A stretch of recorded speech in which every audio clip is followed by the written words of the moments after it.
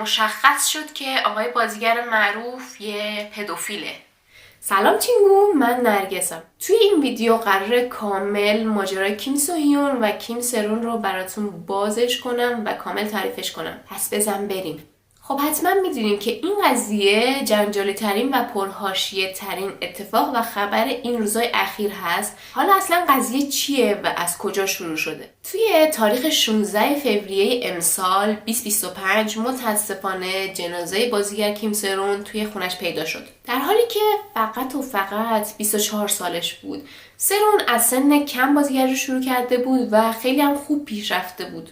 اما چند سال پیش درگیر یه حادثه رانندگی در حالت مستی میشه که بعد از اون زندگی براش خیلی سخت میشه و همه پروژه‌های کارش رو از دست میده و کنار گذاشته میشه. میگذره تا سال 2025 که بازیگر کیم سرون میاد یه عکس از خودش و کیم سو هیون رو استوری میکنه.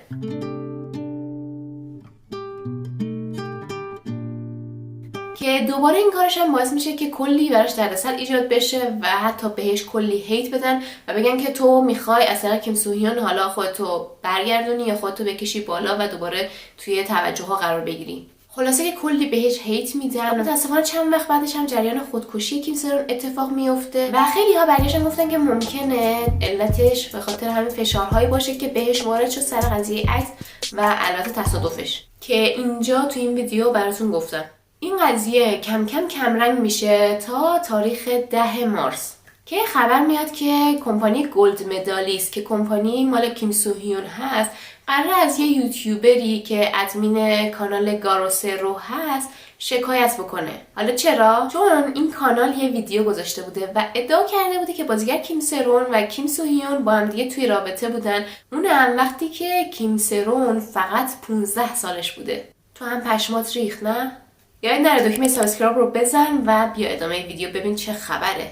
این یوتیوبر گفته که این دو نفر از سال 2015 یعنی وقتی که کیم سرون 15 ساله و کیم سو هیون 27 ساله بوده با هم دیگه وارد رابطه شدن، به مدت 6 سال با هم قرار میذاشتن، یعنی تا سال 2021. این یوتیوبر گفته که این اطلاعات رو از یه منبع نزدیک که حالا گفته شده خاله یا عمه کیم سرون هست گرفته و گفته که وقتی هم که کیم سو هیون کمپانی خودش رو تأسیس کرد، کیم سرون خیلی حمایت میکرد ازش و کمکش کرد و بعد هم خود کیم سرون هم وارد همین کمپانی شد. میگذره تا وقتی که ماجرای تصادف کیم سرون پیش میاد و اینجا کمپانی بهش گفته بوده که نگران نباش، ما ازت حمایت میکنیم و اون مبلغ 700 میلیون وون رو پرداخت میکنیم به عنوان خسارت و گفتن که لازم نیست که اون پول رو به ما برگردونی. اما بعدتر وقتی که به قرارداد این دختر با کمپانی تموم میشه توی سال 2024 ازش شکایت میکنن و میخوان که اون 700 میلیون وون رو برگردونه.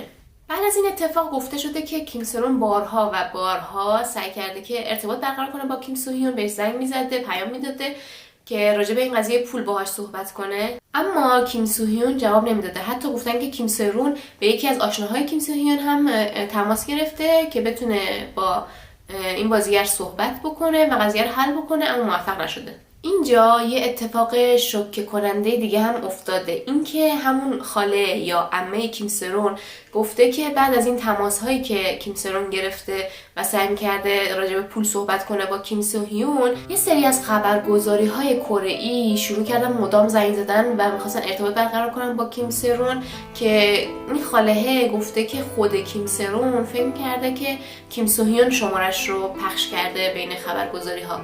اگر درست باشه یعنی اینطوری میشه که فکر کن مثلا دوست دختر سابقه توی یه همچین ماجرایی توی همچین موقعیتی گیر افتاده و اینقدر تحت فشاره و از تو کمک میخواد، اما تو به جای اینکه کمکش کنی و حتی جوابش رو بدی میری شمارش رو پخش میکنی.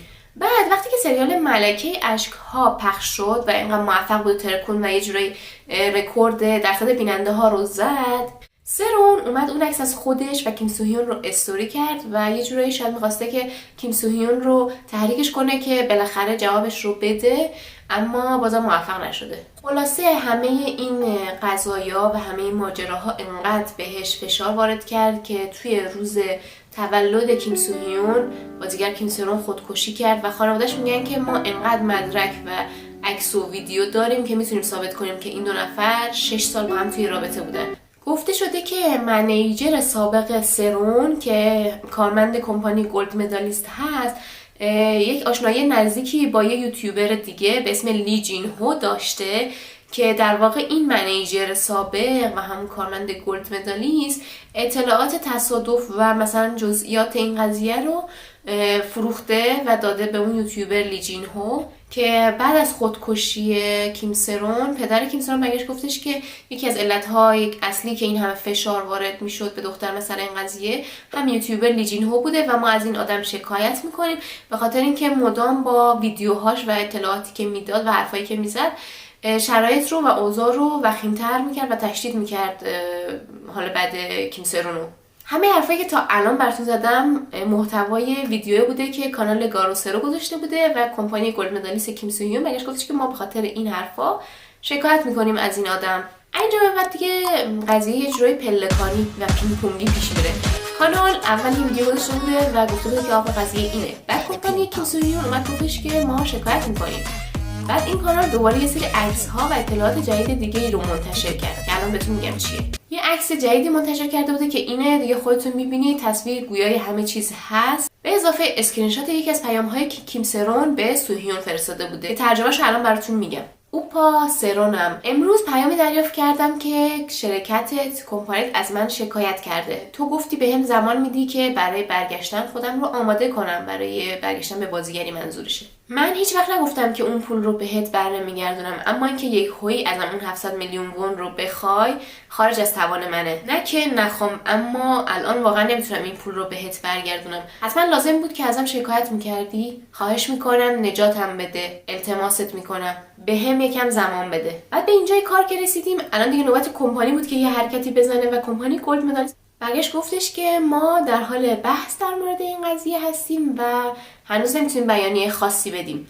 وقتی کار به اینجا رسید دیگه مردم همیشه حاضر در صحنه کره برگشتن گفتن که آقا همه برندها و کمپانی ها و هر کسی که فعالیت میکنه و همکاری داره با کیم سو هیون باید قراردادش رو فسخ کنه وگرنه ما بایکوتشون میکنیم. و کلی هم کامنت هیت براش گذاشتن برای کیم سو هیون و یه سری برگشتن گفتن که واقعا تو چطور تونستی، تو چه جور آدمی هستی که روز تولد تو این دختر رفت خودکشی کرد و تو مثلا عکس از تولدت گذاشته بودی و چند روز بعدش رفته بودی لسنینگ پارتی آلبوم جدید جیدی اونجا داشتی خوش می‌گذروندی و گل و بلبل انگار نه انگار که اتفاق افتاده. بعد اینجا هنوز ماجرا به اوج وخامت خودش نرسیده دیگه، ببین چه خبره. چون هنوز یه عده زیادی بودن که این قضیه ها رو باور نمی‌کردن و میگفتن که بیاید برید زیر پست کیم سو هیون براش کامنت خوب بذارید، این حالش خوب نیست، ازش حمایت کنید. و حتی یکی از بزرگترین فندوم و فنکافه های بازیگر کیم سو هیون برگشت علنا اعلام کرد که ما به عشق و حمایتمون از این بازیگر ادامه میدیم. روز بعدش خبرگزاری کره دیسپچ که توی این ماجراهای جنجالی و پرحاشیه همیشه یک دستی بر آتش داره اومد یک گزارش منتشر کرد. توی این گزارش خلاصه‌اش اینه که گفته آقا قضیه 700 میلیون وون درست بوده و قرار بوده که کیم سرون تا آخر سال 2023 این قرض رو پس بده که این اتفاق نیفتاده چون که کیم سرون از لحاظ مالی خانواده‌اش رو هم ساپورت می‌کرده پس نتونسته این پول رو جور کنه و اول سال 2024 کمپانی ازش شکایت کرده به خاطر قضیه پول و دیسپچ همین قضیه رو هم تایید کرده که این کیم سرون مدام سعی کرده با کیم سرون ارتباط بگیره و جواب نداده و بعد اون عکس رو استوری کرده بلکه جوابشو بده. دیسپچ اینجا گفته که آقا اینجا ما فکر کردیم که کیم سرون میخواد بیاد یه بیانیه‌ای بده یا مثلا علنی کنه رابطه‌ای که داشته با کیم سو هیون رو، پس ما باش ارتباط برقرار کردیم، اما خود کیم سرون گفته که نه من نمیخوام هیچ بیانیه‌ای بدم و مثلا با خبرگزاری‌ها صحبت کنم. در آخر دیسپچ نوشته که در مورد رابطه این دوتا بازیگر باید بگیم که ما از نزدیکان هر دو طرف پرسجو کردیم و هر دو یه جورایی تایید کردن اقوام و نزدیکان هر دو طرف و یکی از آشناهای کیم سو هیون هم برگشته گفته که آره این دو تا با هم توی رابطه بودن ولی مسئله اصلی سن کم کیم سرون هست، به خاطر همین هیچ وقت نمیتونن بیان این رابطه رو تایید کنن و گردن بگیرن. و گفته که خب این رابطه یه رازی بوده که الان دیگه فاش شده و دیگه نمیتونن تکذیبش کنن. اینجا دیگه تقریبا مشخص شد که آقای بازیگر معروف یه پدوفیله. چون چند تا ویدیو و مصاحبه قدیمی از کیم سو هیون هم این وسط وایرال شد که مهر تأییدی بر این قضیه بود.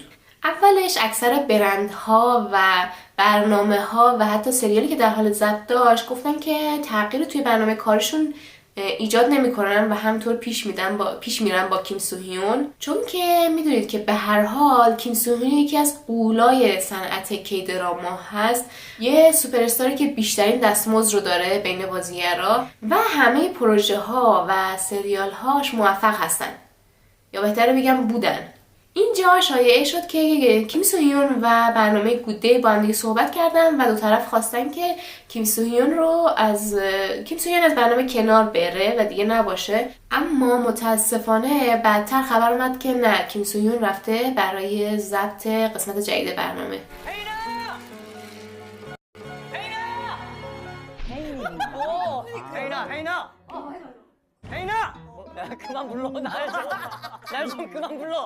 خاله کیم سرون گفته که یک روز قبل از اینکه کیم سو هیون بره به سربازی، یعنی توی اکتبر سال 2017 میشه، مدام به کیم سرون زنگ میزده و توی دوران سربازیش هم مدام بهش زنگ میزده یا نامه میفرستاده و اینا.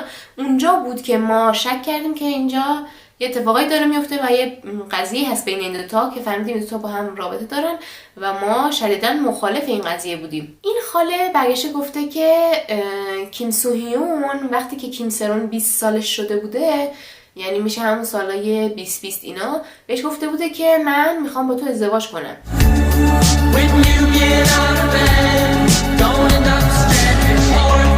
اینجا دوباره کمپانی گلد مدالیست برگشت گفتش که ما چند روز دیگه یک بیانیه رسمی میدیم و نظرمون رو اعلام میکنیم در مورد این قضیه. واقعا خسته نباشه این کمپانی. بعد همه نتیزنا و کاربرا برگشتن گفتن که آره چند روز وقت میخوای که بری داستانی سرهم کنی، یه ماسمالی یه چیزی پیدا کنی، یه ماله بکشی رو کل این قضیه. بعدش هم بیانیه دادن که من خلاصه‌ش رو بخوام بهتون بگم میشه این. گفته که از تابستون سال 2019 تا پاییز سال 2020 این تا با هم توی رابطه بودن و اون موقع کیم سرون یه فرد بالغ و بزرگسال بوده. پس دروغه که میگن که مثلا 15 سالش بوده یا زیر سن بوده کیم سو هیون باش وارد رابطه شده. خب این از این. و بعد گفته که نشون به اون نشونی که اون عکسایی که منتشر کردین، لباسایی که تنشونه، اینا مرچه و عرضه سال 2019 است. در مورد بدهی هم نوشته که ما به خاطر مسائل مالی و شفافسازی مالیاتی مجبور شدیم که از لحاظ قانونی اینو اعلام کنیم و شکایت کنیم و پیگیری کنیم. وقتی هم که بازیگر کیم سرون زنگ میزده به کیم سو هیون، چون که تقریبا 4 سال از کات کردن این دو نفر گذشته بوده، ما به کیم سو هیون برگشتیم گفتیم که اجازه بده که ما از لحاظ قانونی و به صورت حرفه‌ای این قضیه رو پیش ببریم. و همینطور اضافه کردن که خود بازیگر کیم سو هیون هم الان تحت فشاره و فشار روانی بهش وارد شده از وقتی که شنیده که ممکنه یکی از دلایل خودکشی کیم سرون اون باشه. توی دوران سربازی کیم سو هیون یه نامه فرستاده بوده برای کیم سرون که گفتم که آغاز سربازی کیم سو هیون سال 2017 بوده، یعنی شما فکر کن همون سال 2017-2018 میشه دیگه، که کمپانی توی اون بیانیه‌اش اعلام کرده که این نامه عاشقانه‌ای نیست، یه نامه‌ایه که سربازها در دوران سربازیشون برای دوستان نزدیکشون میفرستن، که توی اون نامه راجع به مسائل روزمره‌اش توی دوران سربازی نوشته بوده و نوشتن کلمه دلم برات تنگ شده توی نامه یکی از راهاییه که سربازها احساساتشون رو به دوستان و آشنایان نزدیکشون نشون میدن. یعنی شما مثلا فکر کن الان یک آقا پسری رفته سربازی و یه دفعه یادش میفته که من بچه بودم همسایگیم یه دوست خوبی داشتم، بذار یه نامه براش بنویسم بگم دلم برات تنگ شده. زمان دانشگاه من یه همکلاسی داشتم، بذار براش نامه بنویسم بگم دلم برات تنگ شده. همین. بعد از اینکه کمپانی این بیانیه رو داد، خب مسلما الان نوبت کانال گاروسرو هست. این کانال یه لایو گذاشت و اطلاعات جدیدی رو به ما داد. اولا برگشت گفتش که من کلی عکس و فیلم دارم، یه عکس نیمه برهنه حتی از کیم سو هیون دارم توی خونه کیم سرون، ولی مادر کیم سرون از من خواسته که عکس‌های با محتوای حساس رو منتشر نکنم، چون که نگران حال کیم سو هیون شده از وقتی شنیده که تحت فشار هست این بازیگر و گفته که میترسم که دست به تصمیمات خطرناکی بزنه. مادر کیم سرون گفته من نگران کیم سو هیون هستم و اون عکس‌ها رو فعلا پخش نکن. این یوتیوبر گفته که تنها خواسته خانواده کیم سرون اینه که این بازیگر رسما بیاد عذرخواهی کنه، به خاطر اینکه ذهن دختر نوجوان اینها رو منحرف کرده و در سن کم با این دختر وارد رابطه شده. باز دوباره توپ اومد تو زمین کمپانی گلد مدالیست و اومد گفتش که ما هم خیلی استقبال میکنیم از اینکه بتونیم با خانواده این مرحوم ارتباط برقرار کنیم و مستقیما با همین قضیه رو حل کنیم و مثلا بیانیه دادن و شکایت و اینها راه مناسبی نیست برای رسیدگی به این قضیه. در آخرش هم نوشته بوده لطفاً با دفتر کمپانی ما ارتباط برقرار کنید. بعد اینجا برای من سوال پیش اومد، یعنی حتی خودشون سعی نکردن برن با خانواده کیم سرون ارتباط برقرار کنن و باشون صحبت کنن، یا اینکه خانواده کیم سرون مثلا مخالف بودن و نخواستن که با اینا صحبت بکنن. بعدش این وسط خبر اومد که سریال ناک آف که کیم سو هیون و چوبوا پروژه مشترکشون بود بازی کرده بودن موقتا متوقف شده و گفتن که احتمالاً ممکنه کلاً کنسل بشه این سریال. و تعداد برندها و شرکت‌هایی که همکاریشون رو لغو می‌کردن با کیم سو هیون و یا مثلا عکسشو برمی‌داشتن از پیجشون در روز به روز بیشتر میشه و حتی برند پرادا که آخرای سال 2024 یعنی فقط چند ماه میشد که قرارداد بسته با کیم سو هیون قراردادشون رو فسخ کردن. خلاصه اینکه کل مردم و نتیزنا منتظرن ببینن که آخر این ماجرا به کجا میرسه. یه سری حواشی و چیزهای دیگه هم این وسط اتفاق افتاده که البته هم معتبر نیستن و هم یه سری‌ها برگشتن گفتن که این اطلاعات و این چیزایی که داره میاد بیرون دروغه و خود کمپانی کیم سو هیون داره اینا رو منتشر میکنه تا توجه ها رو از روی کیم سو هیون برداره و مثلا ذهن مردم حواس مردم پرت بشه.